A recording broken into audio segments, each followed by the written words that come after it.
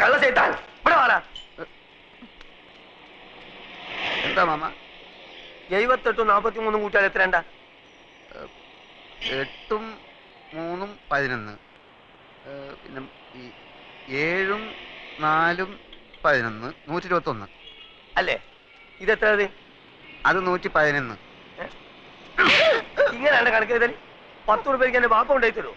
ഇയാളെ മുടിപ്പിക്കാനായിട്ട് കുടിക്കാനല്ലേ?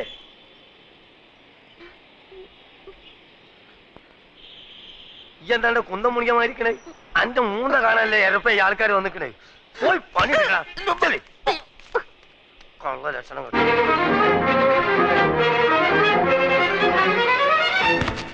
എടാ ദൂരെ എന്റെ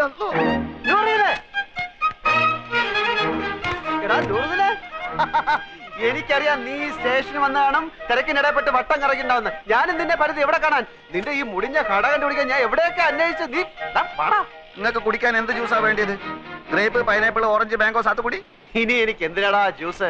നിന്നെ കണ്ടപ്പോ തന്നെ എല്ലാ ജ്യൂസും ഒരുമിച്ച് കുടിച്ച പോലെ ആയില്ലേ? എവിടെ നിന്റെ അർത്ഥ കൈക്ക് ഉപ്പ് തേക്കാത്ത മാമ? നിന്റെ കട കൊള്ളാമല്ല. നിന്റെ മാമ തട്ടിപ്പോയാല് പിന്നെ ഈ കട നിനക്കായിരിക്കും അല്ലേ? ധാരണ്ട് ഞമ്മക്ക് അറിഞ്ഞൂടാ. ദൂരെ നിനക്ക് എന്നെ മനസ്സിലായില്ലേ? എടാ ഒരു ബെഞ്ചിലിരുന്ന് പഠിച്ച് ഒരു പാത്രത്തിലുണ്ട് ഒരു സിനിമ 3-4 പ്രാവശ്യം ഒരുമിച്ച് കണ്ടടാ. ദൂരെ നിനക്ക് എന്നെ മനസ്സിലായില്ലടാ. കാള് തെറ്റി. പടച്ചോടാണ് മാമ. ഞമ്മക്ക് ഈ ചെയ്താൻ അറിഞ്ഞൂടാ. അറിഞ്ഞുകൂടാത്തവനാണെങ്കിൽ എങ്ങനെയാണ് അർത്ഥം ഇപ്പൊക്കെ എന്റെ മാമ? നാട്ടുകാർ പറഞ്ഞു കൊടുത്തായിരിക്കും. അതെ ഒന്ന് വന്നാട്ടെ വരീ. അതെ ഈ ചെക്കന്റെ പേര് 100 എന്നാണ് ആൾക്കാരെ പറഞ്ഞത്. അതാരെങ്കിലും പറഞ്ഞു തരണോ? ഇമാതിരി മുമ്പിലായക്കാരെ ഞാൻ ദിവസേന കാണുന്നുണ്ട്. ഞാൻ അങ്ങനത്തെ ആളൊന്നുമല്ല. ഇതൊക്കെ ചോദിക്കാൻ നിങ്ങളാരാ? നിന്റെ പേര് എനിക്ക് ആരും പറഞ്ഞു തന്നീല്ലേ? നിങ്ങളുടെ പേര് തന്നിട്ട് എനിക്ക് എന്ത് കാര്യം? കാര്യം തന്നെ എനിക്ക് പറയുമ്പോ കേക്കാം. നീ ഇപ്പൊ പറഞ്ഞില്ല അർത്ഥമായിക്ക് ഇപ്പൊ കേൾക്കാത്തൊരു മാമനെ പറ്റി. ആ മാമാണ് ഈ മാമ. അയ്യോ മാമ സോറി മാമ, ഞാൻ അങ്ങനെ ഉദ്ദേശിച്ചൊന്നും പറഞ്ഞല്ല. ഞാൻ ചുമ്മാ പറഞ്ഞ. നിർത്തല നമുക്ക്. ഈ എന്താ നമ്മളെ മാമാന്ന് വിളിക്കണേ? എന്റെ അമ്മ എന്താ നമ്മളെ പെങ്ങളച്ചാ? ഇല്ലാത്ത പരിചയം കാട്ടി ഓരോരോ ഹമാറുകൾ വലിഞ്ഞു കയറും കേരളക്കാരെ പറയിപ്പിക്കാൻ. മേലാൽ എന്റെ പൂടിയന്റെ ചുറ്റുവട്ടത്തിൽ എങ്ങാനും കണ്ടാൽ എന്റെ കാൽ അടിച്ചിട്ട് ഞാൻ എൽഷേപ്പാക്കും. ആ പോ പോ ഇങ്ങോട്ട് പോ കളവേ.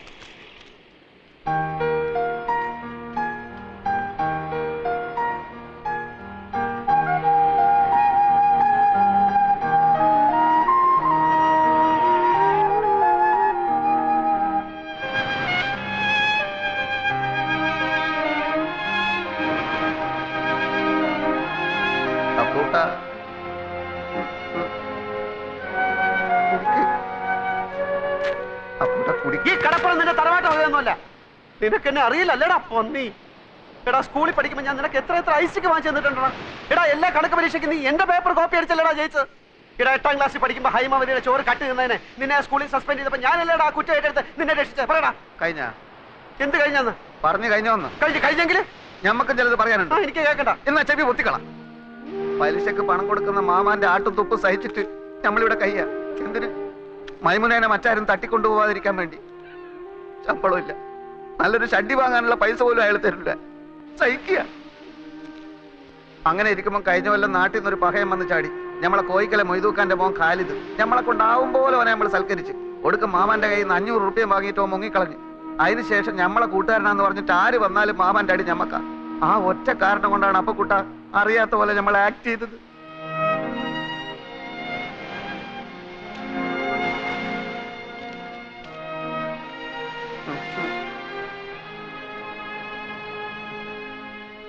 എന്നാലും ഒരെന്നാലുമില്ല.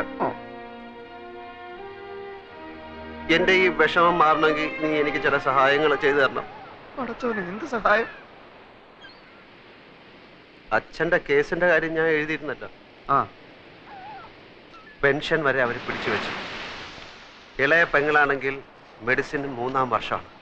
കേസും ഫീസും ചെലവും നടത്തി ഒരു വഴിയാധാരത്തിന്റെ വക്കിലാണ് ഞാൻ. വീട് വിൽക്കാൻ നോക്കിയപ്പോൾ ഇവിടുത്തെ അളിയെ സമ്മതിക്കുന്നില്ല. നാട്ടിൽ ചെന്ന കടക്കാരെല്ലാം കൂടെ എന്നെ എടുത്തിട്ടിരിക്കുന്നു. ഈ അവസ്ഥയിൽ എനിക്ക് എന്ത് സഹായമാണ് വേണ്ടതെന്ന് നിനക്ക് ഊഹിച്ചൂടെ? ഊഹിക്കാം. ആദ്യം കിടക്കാനൊരു സ്ഥലം, അതെ, പിന്നെ ഒരു പണി. അതെ, രണ്ടും നടക്കൂല. നൂറേ മോനെ അപ്പക്കുട്ട, നമ്മൾ തലയായിക്ക് നേടിയാന്ന് അറിയാം നിനക്ക്? ഇത് അങ്ങോട്ട് നോക്ക്. ആ ജ്യൂസ് കടയുടെ പിന്നിലൊരു മറയുണ്ട്. അവിടെയുള്ളൊരു ബെഞ്ചിലാണ്. നല്ല വീതിയുള്ള ബെഞ്ചാണോ? ബെഞ്ചിന് വീതി ഉണ്ടോ ഇല്ലയോ എന്നുള്ളതല്ല പ്രശ്നം. പകൽ നേരത്ത് മാമ വരുമ്പോ എന്നെ അവിടെ കാണില്ല.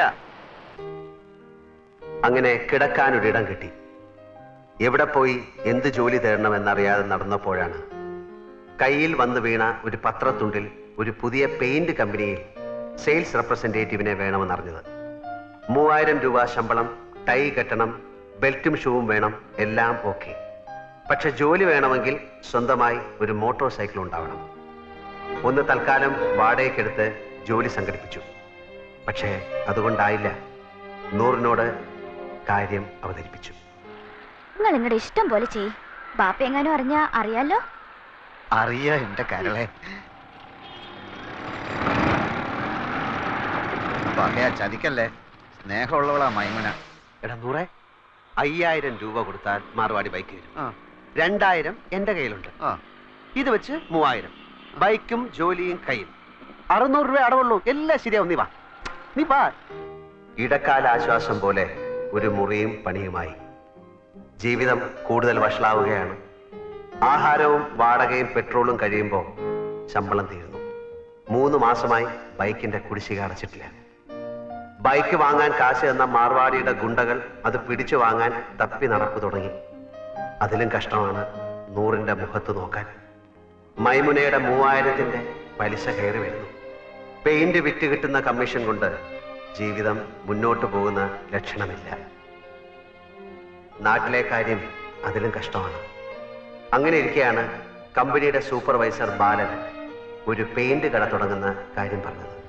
എംപ്ലോയീസിന് കമ്പനി 90 ദിവസത്തെ സ്റ്റോക്ക് കടം തരും. കച്ചവടം കഴിഞ്ഞ് കാശ് കൊടുത്താൽ മതി. കട തുടങ്ങാനുള്ള കാശ് ബാങ്കിൽ നിന്ന് ലോൺ തരും. ചെറിയ തോതിൽ തുടങ്ങിയതാ ഞാൻ. ഇപ്പൊ എല്ലാ ചെലവും പോയിട്ട് മാസം 20,000 രൂപ എന്റെ പാക്കറ്റിൽ കിടക്കും. ഞാൻ ബാങ്കിൽ പോയി അപേക്ഷിച്ചു. 2 വർഷത്തേക്കെങ്കിലും സ്വന്തമായോ വാടകയ്ക്കോ ഒരു കട കയ്യിലുള്ളതായി കാണിച്ചാൽ ലോൺ തരാം എന്ന് സർദാർജി മാനേജർ പറഞ്ഞു. കൊടുക്കാന്ന് പറഞ്ഞിട്ട് മാസം 2ആയി. മാമ അറിഞ്ഞാൽ എന്റെ മയ്യത്തും ഓളെ നിക്കാഹ് ഒരുമിച്ച് നടക്കും. എടാ, അതിപ്പോ ഞാൻ പണം കൊടുത്താലും നിന്റെ മയ്യത്തും അവളുടെ നിക്കാഹും ഒരു ദിവസം തന്നെ നടക്കും. നീ അയാളെ താങ്ങി നടക്കുന്നിടത്തോളം കാലം ഈ നിക്കാഹ് നടക്കില്ല. ഓളെ വേറെ ആരെങ്കിലും കെട്ടിക്കൊണ്ടു. ബേജാറാക്കുന്ന വർത്താനം പറയല്ലേ അപ്പൊ കുട്ട. നീ ഒരു കാര്യം ചെയ്യും. നീ ആ കട തൂത്തുവായിരുന്ന പണി നിർത്തിയിട്ട് സ്വന്തമായിട്ടൊരു കച്ചവടം തുടങ്ങാൻ നോക്ക്. അതിന് പണം വേണ്ടേ? ഉണ്ടാക്കണം. അതങ്ങനെ? നീ എന്റെ കൂടെ നിൽക്കേ. ഞാനൊരു പെയിന്റ് കട തുടങ്ങാൻ പോവാണ്. ഒരു 4 ലക്ഷം രൂപയാവും.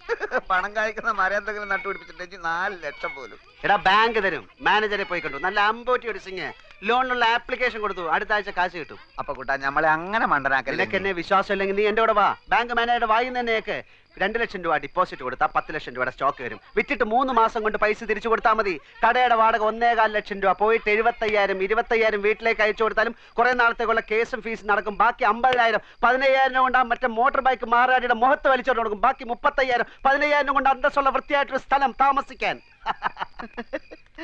അപ്പൊ മൈമനയുടെ 3000 അത് കൊടുക്കും. പോയിട്ട് 22,000. അത് ഞാൻ എന്ത് ചെയ്യുന്നറിയോ? കൊറേ കുപ്പായം വാങ്ങും, കൊറേ സിനിമകൾ. എടാ മണ്ട മുത്തപ്പ, അത് ഞാൻ നിനക്ക് തരും. ഒരു ജ്യൂസ് കട തുടങ്ങാൻ.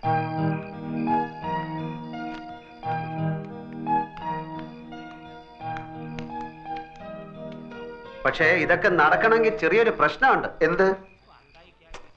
2 വർഷത്തെ കടവാടക മുൻകൂർ കൊടുത്താലേ ഈ ഓണർ വാടക ചീട്ട് എഴുതി തരൂ. അത് കാണിച്ചാലേ ലോൺ കിട്ടൂ. തിങ്കളാഴ്ച ലോൺ കിട്ടും. 5 ദിവസത്തേക്ക് ഒരു 1.25 ലക്ഷം രൂപ ലോൺ കിട്ടി. അപ്പൊ തന്നെ തിരിച്ചു കൊടുത്തേക്കാം. നിനക്കാരാ എത്ര ഉറുപ്പ്യ കടം തരിക? നീ വിചാരിച്ചാലേ നടക്കും. നീ വിചാരിച്ചാൽ അത് നടക്കും. അതെങ്ങനെ? നിന്റെ മാമ എടുത്ത് ചോദിച്ചാൽ.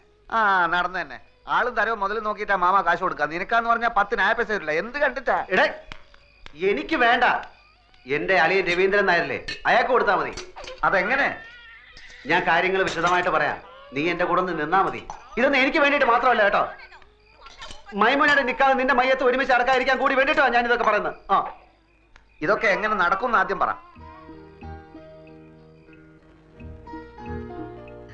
ഞമ്മളിപ്പോ വന്നത് മാമാന്റെ അടുത്ത് ഒരു രഹസ്യം പറയാനാണ്. ഏത് ലക്ഷാധിപതികൾക്കുണ്ടല്ലോ ഇടയ്ക്ക് പണത്തിനൊരു വലിച്ചല്. മൂപ്പരുടെ അളിയന് പുറം രാജ്യത്ത് നിന്ന് ഒരു ബെൻസ് കാർ വന്നു. 50 ലക്ഷത്തിന്റെ. നാളെ കാർ എടുക്കണം. നോക്കുമ്പോ 1.25 ലക്ഷത്തിന്റെ കുറവ്. കുടുങ്ങിയ മാർവാടികൾ എത്ര ലക്ഷം വേണമെങ്കിലും കൊടുക്കും. പക്ഷെ അതിന്റെ പലിശയെ അവര് വാങ്ങും. ഈ പലിശ മാമാക്ക് കിട്ടിയ ചില്ലറ കാര്യമാണോ? 10 ദിവസത്തേക്ക് ചോദിക്കുന്ന പലിശ തരും. അല്ലോ അപ്പു സാറേ ഒന്ന് കേറിയിട്ട് പോയിക്കൂടെ? സമയമില്ല നൂറെ, മാർവാടികൾ കാത്തു നിൽക്കുകയാണ്. മാമ വിടല്ലേ മാമ, മുറുക്കി പിടിച്ചോ, കേറി വരാൻ പറ. ആ വരി ഒന്നുമില്ലേ, നമ്മള് നാട്ടുകാരല്ലേ. ഇല്ല സമയമില്ല, അതുകൊണ്ടാ. മാർവാടിക്ക് നിങ്ങളെ അളിയൻ കത്ത് തന്നിട്ടുണ്ടാ? തന്ന് കണ്ട ഇംഗ്ലീഷിലാണ് എഴുത്ത്. പ്രിയ മാർവാടി കൊടു 1.25 ലക്ഷം അപ്പുക്കുട്ടന്. അല്ല നിങ്ങൾ അളിയൻ എവിടാ പണി? ശരി, ഇന്ന എവിടാ താമസം? എല്ലാം ആ കാർഡിലുണ്ട്. എന്താ ചോദിക്കാ? അല്ല ഒന്നുമില്ല, അതിപ്പം എല്ലാം തുറന്ന് പറഞ്ഞോ മാമ. അത് അപ്പുക്കുട്ട സാറേ, കണ്ട മാർവാടികൾക്ക് കൊടുക്കുന്ന പലിശ നമ്മുടെ മാമക്ക് കൊടുത്തു. അത് എന്നോട് ഇപ്പൊ ഇവിടെ ചാവണ്ടാ പറഞ്ഞു കടന്നു പോലെ ഒത്ത് നിങ്ങൾ ചാവിടിക്ക്. അല്ലെങ്കിൽ 1.25 ലക്ഷത്തിന് മാർവാടിക്ക് എന്ത് പലിശ കൊടുക്കും? അളിയന് പലിശ അല്ല പ്രശ്നം, കാര്യങ്ങൾ നല്ല വെട്ടിയും തീയും പോലെ നടക്കണം. പലിശ എത്ര വേണമെങ്കിലും കൊടുക്കും. 1.25 ലക്ഷം എടുത്ത് കൊടുക്കും മാമ. ഇവിടെ ഉദ്യോഗമോ ബിസിനസ്സോ ഇല്ലാത്ത ആൾക്കൊന്നും പണം കൊടുക്കൂല. ഒരു കാര്യം ചെയ്, ഞാൻ നാളെ നിങ്ങൾ അളിയന്റെ വീട്ടിലേക്ക് വരാം. നിങ്ങൾ അവിടെ ഉണ്ടാവുമല്ലോ. നാളെ ഞാൻ ഉണ്ടാവില്ല, ഞാൻ ഡൽഹി വരെ ഒന്ന് പോകും. അതെന്തിന്? ഒരാളെ കാണാൻ 3-4 ദിവസം കഴിഞ്ഞ് വരും. എന്റെ കൽവേ നൂറേ, എടാ നൂറേ, എന്താ മാമ? എന്റെ കൂട്ടുകാരൻ പോവാണ്. 100 രൂപ. ഇല്ല ഓൻ വരുന്നില്ല, ഓൻ ഇവിടെ പണിയുണ്ട്. നിങ്ങൾ പോയിക്കോളി. അപ്പൊ ശരി. ലേശം കാര്യം. എന്ത് കാര്യം മാമ? ഈ എന്തിനാണ് ഇപ്പൊ അർജന്റ് ആയിട്ട് അടുക്കളയിൽ പോയത്? കപ്പുണ്ടൊക്കെ? എടാ പ്രായം കഴിഞ്ഞ ഒരു പെൺകുട്ടിയില്ലാവത്ത് എത്ര കിട്ടിയാലും പഠിക്കൂലെന്ന് വെച്ചാൽ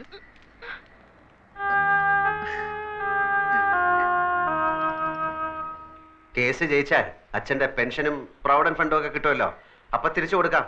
അതാ തൽക്കാലം കടം വാങ്ങാന്ന് വിചാരിച്ചത്, അല്ലാണ്ട് വേറെ വഴിയില്ലല്ലോ. വീട് വിൽക്കാൻ രവിയേട്ടന് എതിരെ നിൽക്കുന്നിടത്തോളം കാലം ഇങ്ങനെ വല്ലതും നോക്കുന്നതാ നല്ലത്.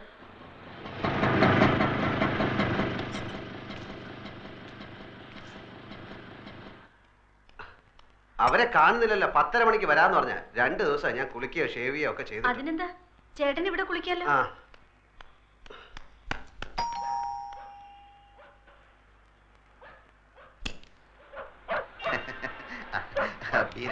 വരൂന്ന് പറഞ്ഞിരുന്നു. വരൂ, ചേട്ടൻ ഇപ്പൊ കുളിക്കാൻ കയറിയതേ ഉള്ളൂ. ഇത്ര നേരം കാത്തിരുന്നു. ഇരിക്കൂ. രവീന്ദ്രനാഥ് മിസ്സിസ് ആണല്ലേ? അതെ ചേട്ടാ, ദേ കാശിന്റെ ആൾക്കാർ വന്നു.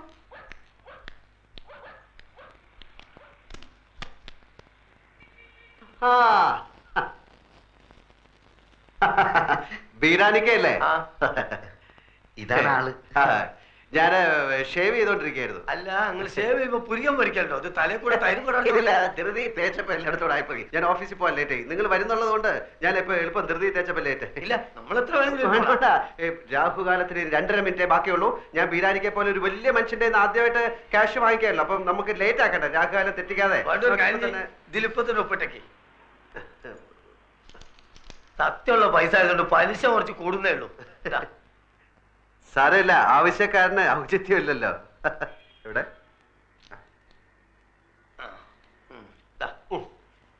ഇതൊരു 40 ഉറുപ്പിയുടെ കുറവുണ്ടാവും.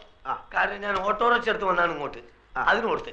നിങ്ങൾ ആവശ്യത്തിന് സാരമില്ല, ഞങ്ങൾ ആദ്യമായിട്ടാണ് അന്യനായ ഒരാളുടെ കയ്യിൽ നിന്ന് പൈസ കടം വാങ്ങിക്കുന്നല്ലേ. ഞാനും ആദ്യമായിട്ടാണ് ഇത്ര വലിയൊരു എമൗണ്ട് കടം കൊടുക്കണേ. ഇങ്ങനെ ഒരു നിവർത്തിയോട് വന്നതുകൊണ്ട്. പിന്നെ ഞാനൊന്ന് പോയി കുളിച്ച് റെഡി ആയിട്ട് വരാം. Okay okay okay. അപ്പൊ ഇന്ന് 11, അടുത്ത 21-ന്. അതെല്ലാം നമ്മൾ പറഞ്ഞ മാതിരി 100 പറഞ്ഞില്ലേ? 100 പറഞ്ഞു, എന്നാലും പോരല്ലോ, നമ്മൾ തമ്മിലൊന്നും ഉറപ്പിക്കണ്ടേ. ഞാൻ വാക്ക് മാറില്ല ബീരാനിക്ക, നിങ്ങൾ ധൈര്യമായിട്ട് വെക്കണം. പിന്നെ നമ്മൾ പോയിട്ട് നമ്മളെ പറഞ്ഞ പോലെ. മാനേജർ സർദാർജി തിങ്കളാഴ്ച ലോൺ ശരിയാക്കാം എന്ന് വാക്ക് തന്നു. 100 സന്തോഷം കൊണ്ട് തുള്ളിച്ചാടി. എടാ 100, every dog has A day എന്നൊരു ചൊല്ലുണ്ട്. എന്ന് വെച്ചാല് എല്ലാ നായിന്റെ മക്കൾക്കും ഒരു ദിവസം ഉണ്ടെന്ന്. അത് ശരി.